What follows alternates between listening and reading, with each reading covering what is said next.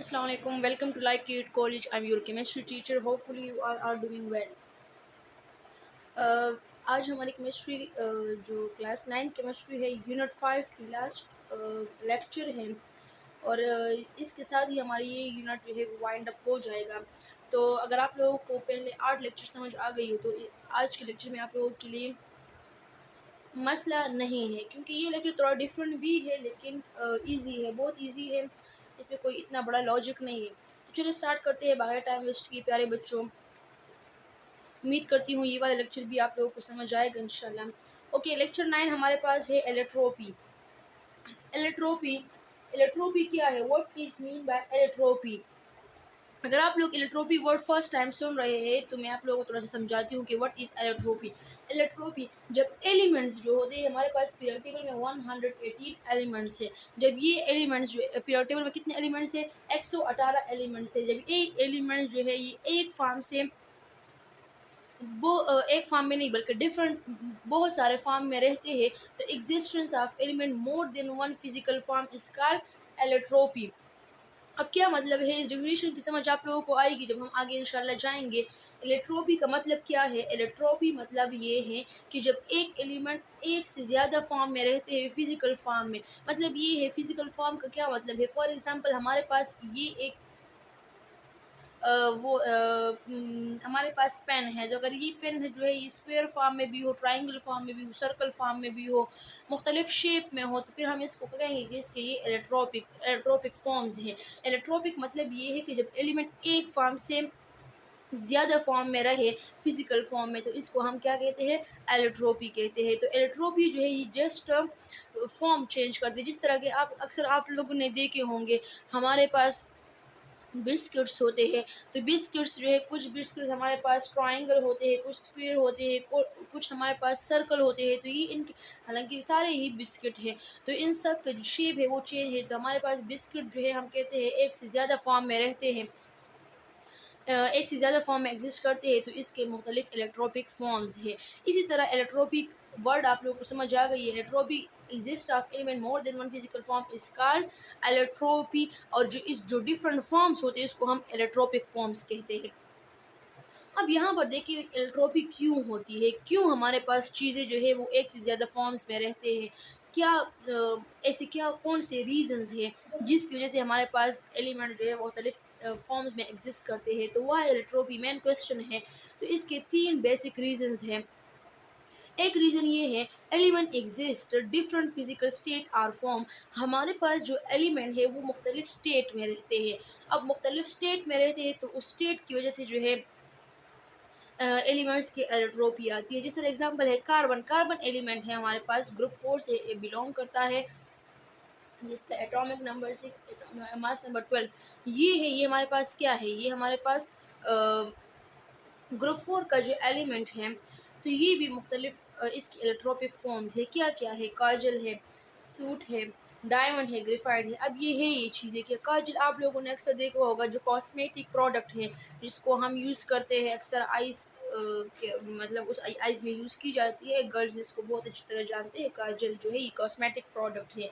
तो अक्सर आप लोगों ने देखा वो ब्लैक पाउडर होता है, ब्लैक पाउडर। तो आप लोगों को एक बात जो है वो क्लियर होना चाहिए, जहाँ पर भी ब्लैक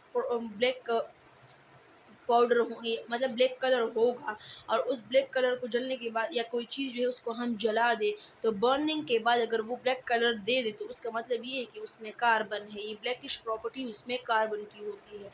तो काजल जो आप लोग कॉस्मेटिक प्रोडक्ट यूज़ करते हैं ये कार्बन का एक फॉर्म है। दूसरा सूट है। सूट क्या है? अक्सर आप लोगों ने देखा होगा, जो गाड़ियाँ होती है जब उसका इंजन बर्न होता है तो उसके सॉरी इंजन नहीं, उसमें कोई फ्यूल जो है उसके इंजन में बर्न होता है, पेट्रोल या कोई चीज़ जो है उसको हम जला दे, तो बर्निंग के बाद अगर वो ब्लैक कलर दे दे तो उसका मतलब ये है कि उसमें कार्बन है। ये ब्लैकिश प्रॉपर्टी उसमें कार्बन की होती है। तो काजल जो आप लोग कॉस्मेटिक प्रोडक्ट यूज़ करते हैं ये कार्बन का एक फॉर्म है। दूसरा सूट है। सूट क्या है? अक्सर आप लोगों ने देखा होगा, जो गाड़ियाँ होती है जब उसका इंजन बर्न होता है तो उसके सॉरी इंजन नहीं, उसमें कोई फ्यूल जो है उसके इंजन में बर्न होता है, पेट्रोल, सीएनजी एक्सेट्रा। तो उसके लास्ट में ऐसे पाइप्स लगाई जाती है और उससे इस तरह ब्लैक ब्लैक धुआँ निकलता है। जो ब्लैक ब्लैक धुआँ निकलता है वो बेसिकली सूट कहलाता है और उसमें भी कार्बन होता है। नेक्स्ट हमारे पास डायमंड है, डायमंड आप लोग सब जानते हैं। और नेक्स्ट ग्रेफाइट है, ग्रेफाइट जो है ये भी हमारे पास ग्रेफाइट शीट अक्सर इस्तेमाल की जाती है। तो ये भी क्या है, ये भी कार्बन का एक फॉर्म है। तो इन सब में देखिए, काजल में भी कार्बन है, सूट में भी कार्बन है, डायमंड में भी कार्बन है, ग्रेफाइट, लेकिन ये चारों जो है ये डिफरेंट डिफरेंट फॉर्म में है। तो हम कहते हैं कार्बन के ये जो है ये कार्बन के एलोट्रोपिक फॉर्म्स हैं, मुख्तलिफ फॉर्म्स में रह रहे हैं। नेक्स्ट क्या है, element exist in different kinds, different types different kinds में रह रहे हैं, उस वजह से उसके एलोट्रोपिक फॉर्म्स आ रहे हैं। एक तो स्टेट फॉर्म चेंज हो गई, जिस तरह हमारे पास ये है।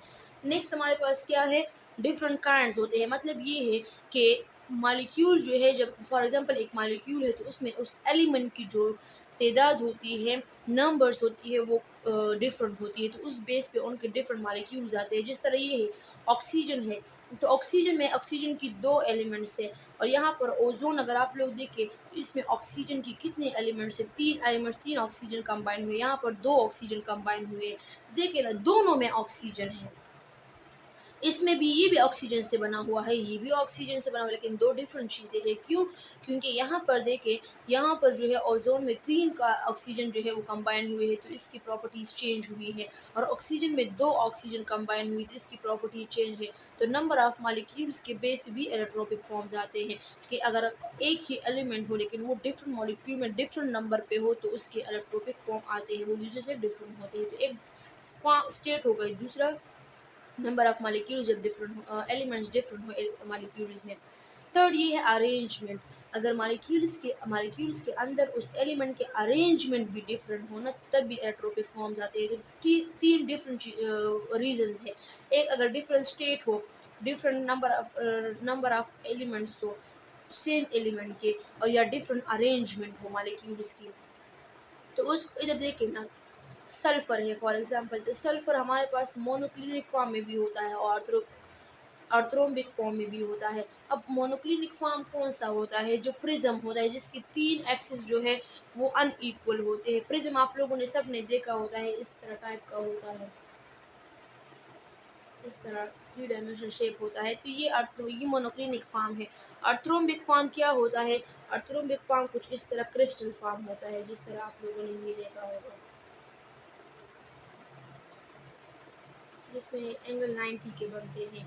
तो ये हमारे पास तो सल्फर, अब देखें ना, इसमें डिफरेंट नंबर ऑफ अरेंजमेंट है सल्फर की, दोनों में सल्फर है, लेकिन इसमें different number of arrangement of sulphur है, इसमें डिफरेंट। तो जिस नंबर ऑफ अरेंजमेंट डिफरेंट है, तो नंबर ऑफ अरेंजमेंट डिफरेंट की वजह से इसकी ज्योमेट्रिकल शेप जो है, उसमें एंगल्स जो है वो डिफरेंट आ रहे हैं। जब इसके ज्योमेट्रिकल शेप जो है वो चेंज आ रहे हैं, तो इसकी प्रॉपर्टीज़ भी ऑब्वियसली चेंज आ रही है। तो अरेंजमेंट की वजह से भी क्या होती है, एलोट्रोप जो है वो आते हैं। तो एलोट्रोपी जो है ये एलिमेंट जब एक से ज़्यादा फॉर्म्स में रहते हैं, लेकिन तीन रीज़न की वजह से, एक हमारे पास फिजिकल स्टेट उनकी डिफरेंट होती है तभी उनके एलोट्रोपिक फॉर्म आता है, दूसरा उसमें नंबर ऑफ़ एलिमेंट्स जो है वो डिफरेंट होते हैं, थर्ड अरेंजमेंट मतलब मुख्तलिफ ज्योमेट्रिकल शेप्स की वजह से एलोट्रोपी आती है। अब यहाँ पर देखिए, एलोट्रोपी जो होंगे, जो मुख्तलिफ एलोट्रोपिक फॉर्म्स होंगे, तो उस एलोट्रोपिक फॉर्म्स में क्या क्या उसकी क्या प्रॉपर्टीज़ हो सकती है।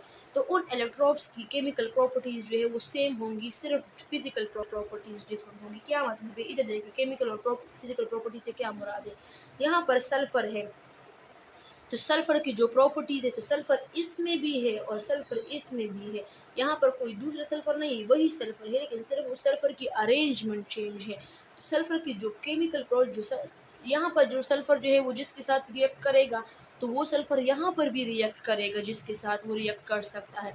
यहाँ पर सल्फ़र जो है जितने टेम्परेचर पे वो बर्न हो सकता है, उतने ही टेम्परेचर पे यहाँ पर भी होगा। जितने प्रेशर पे यहाँ पर सल्फ़र एग्ज़िस्ट कर रहा है, इतने ही टेम्परेचर पे यहाँ पर भी सल्फ़र एग्ज़िस्ट कर रहा है। जितने टेम्परेचर पे यहाँ पर वो सॉलिड या लिक्विड में है, उतने ही टेम्परेचर पे यहाँ पर भी वो सॉलिड लिक्विड है, सिर्फ़ इनकी अरेंजमेंट चेंज है। तो अरेंजमेंट की वजह से उसका फिज़िकल शेप चेंज आ रहा है, और शेप जो है ये एक फ़िज़िकल प्रॉपर्टी है। तो इनकी फ़िज़िकल प्रॉपर्टी चेंज है लेकिन केमिकल प्रॉपर्टी उनकी वही है। तो एलेक्ट्रोप्स की केमिकल प्रॉपर्टी सेम होगी, सिर्फ फ़िज़िकल प्रॉपर्टी उनकी डिफरेंट होगी। कार्बन देखें, कार्बन की दो डिफरेंट फॉर्म है। एक डायमंड जो है, डायमंड में भी कार्बन होता है, ग्रेफाइट में भी कार्बन होता है। अब डायमंड में जो कार्बन का शेप है वो टेट्राहेड्रल शेप है।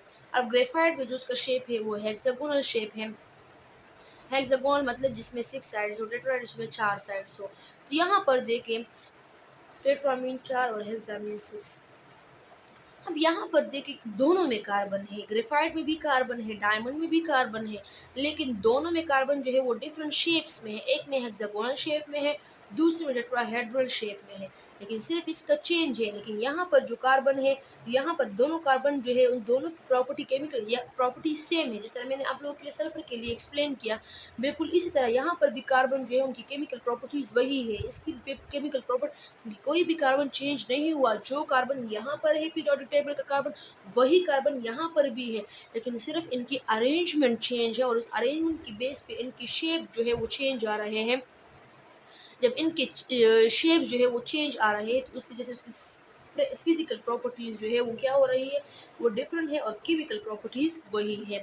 टेम्परेचर जो होगा, अब एक टेम्परेचर जो है चेंज होगा।